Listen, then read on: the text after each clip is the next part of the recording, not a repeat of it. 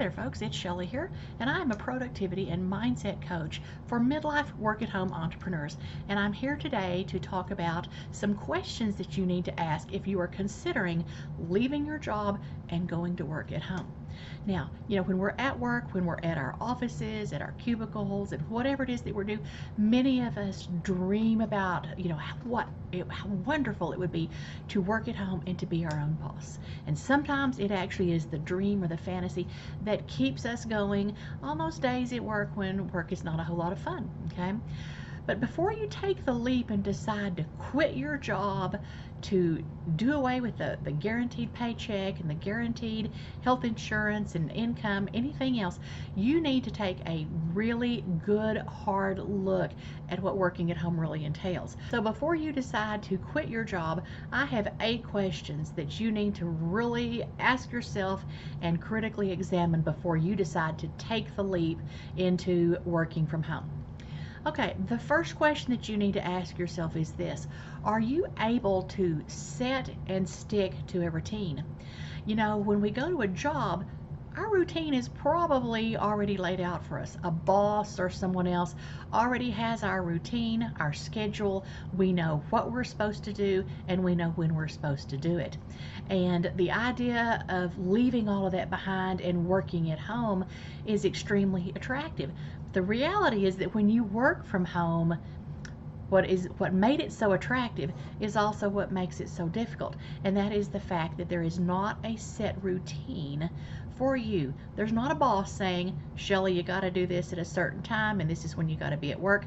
You have to be self-disciplined enough to set your own routine and to stick with it.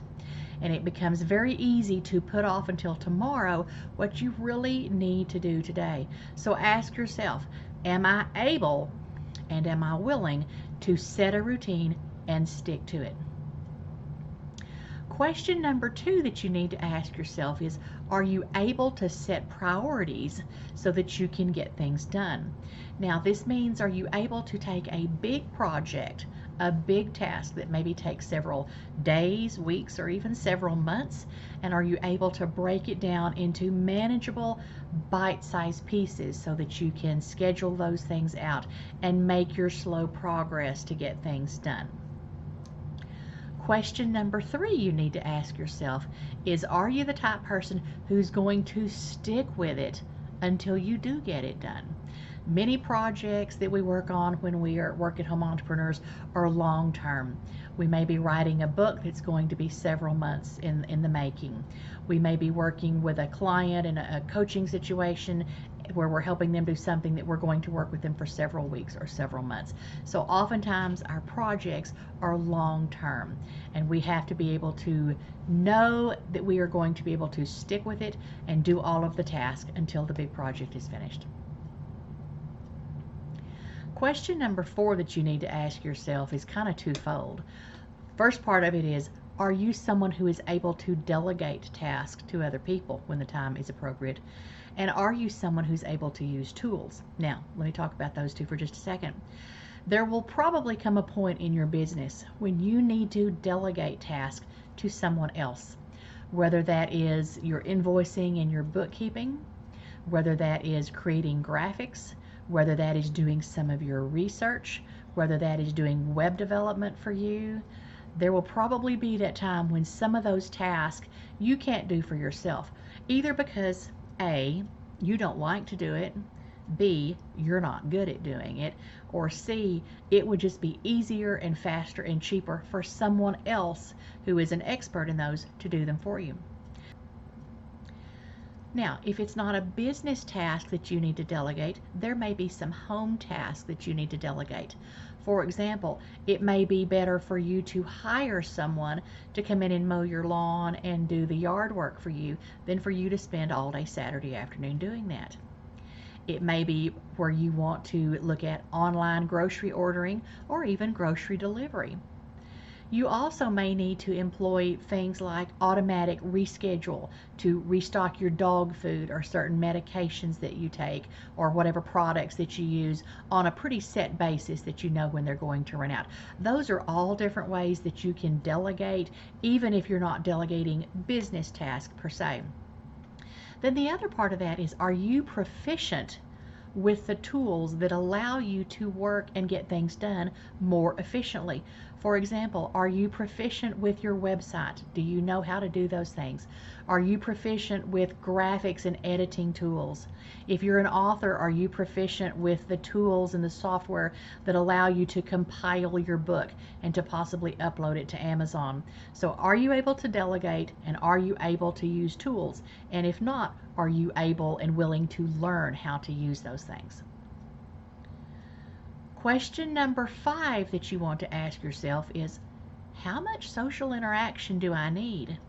Now, for some of us who are naturally pretty introverted, working at home actually sometimes can be a dream come true.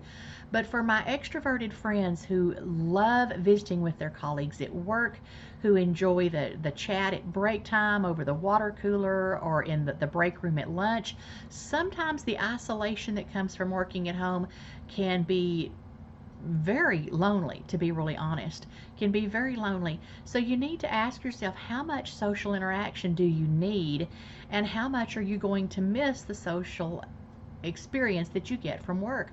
Now, I'll be honest, I'm an introvert.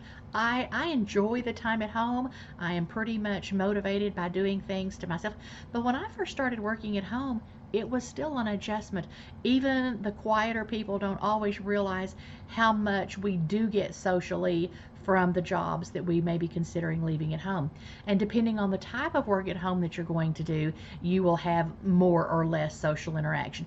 For example, if you're an author working on a book that's due in several months, you may not have a lot of social interaction, except possibly with an editor or a proofreader or a book designer. On the other hand, if you are a coach or something else that has a lot of interaction online, your social interaction may be just fine. And also, when you work from home, keep in mind that you will find some online business people that do similar types of things. Those people can be lifesavers. In fact, some of my best friends these days are people I've never met in real life, but that are my business friends. So, but keep that in mind as to how much social interaction do you really need to feel happy and content. Okay, question number 6, this is a tough one, is, are you willing to persist until you are successful?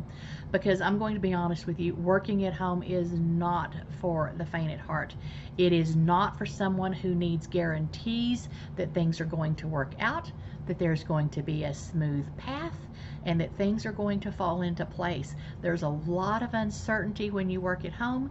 There is a huge learning curve with tasks and things, task softwares that you'll need to learn, skills you will need to develop.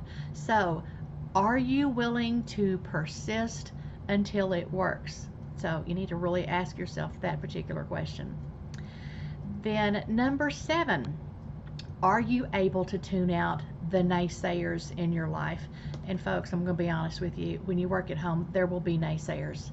It may be your husband, it may be your grown kids, it may be your older parents who don't understand any of this online stuff. It might even be your best friend who has no clue what it is that you do and truly doesn't have any interest. Okay. The other thing when you work at home is people have bought into a mindset that real work, okay, is done at a workplace where you get in the car and you drive to, or you get on the subway or the bus and you actually go to a physical place to work. And that there's this mindset that when you work from home, that you're not really doing anything. You're just kind of playing around, that you're just kind of playing at work. So that is something that you will need to be able to deal with, and that can be very hard, to be really honest with you. The fact that maybe very significant and important people in your life are not as supportive as you need for them to be. And that's where you will want to look for those online people who do similar types of work or complementary work, who understand that when you work at home and when you work online, that it's a job, that you really are working, and that you are not sitting at your computer playing solitaire or scrolling social media all day. And then the last question that you need to ask yourself is, what is your comfort level with risk? Because when you work from home, you are giving up the security of paycheck, possibly of health insurance, of benefits, of any of those kinds of things, that there is quite a bit of risk because there are no guarantees that things will work out. And if you are someone who needs the stability either of the income or the benefits and the insurance, working from home may not be from you. The main thing with working from home is that you really ask yourself the questions, that you answer them honestly, and that you make a critical analysis of your strengths and your weaknesses and also what your needs are, so that before you turn in that resignation letter and go, yippee, I'm working from home, and then in a few months go, holy cow, what have I gotten myself into, that you have critically analyzed whether or not this is something that is for you. Working from home isn't for everybody. It's definitely not for the faint of heart, but it can be very rewarding. The things that make it attractive and make it scary can also make it absolutely wonderful, is that you can build a business that is built upon your skills, your talents, your strengths. That's a wonderful aspect of it, but there are no guarantees. Now, before I close, I just want to remind you of a couple of things with productivity. The key one is this. When I talk about productivity, remember, Rome wasn't built in a day, but Rome was built brick by brick. So for you to be productive, think of those tasks as your big bricks to build your personal Rome. And this next week, go lay some bricks.